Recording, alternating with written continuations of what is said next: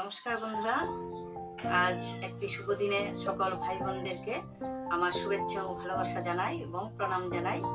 দেখুন, আমি আজকে শিব চতুর্দশীতে শিবের পুজোতে কি কি উপকরণ লাগছে এগুলো রেডি করছি।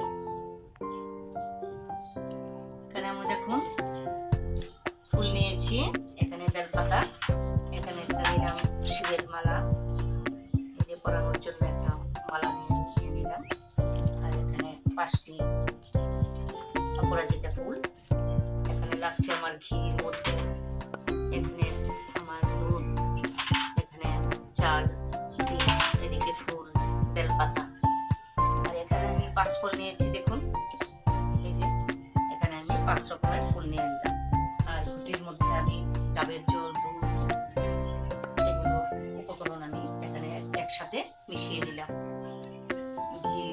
ঘি, মধু, দুধ, দই, এটার মধ্যে জলের মধ্যে আমি তিল, আতপ চাল সবকিছু আমি এর মধ্যে মিশিয়ে নিলাম। এই জলটা দিয়ে আমি স্নান করাবো। দেখুন বন্ধুরা, আর কি কি জিনিস লাগবে আপনারা দেখুন।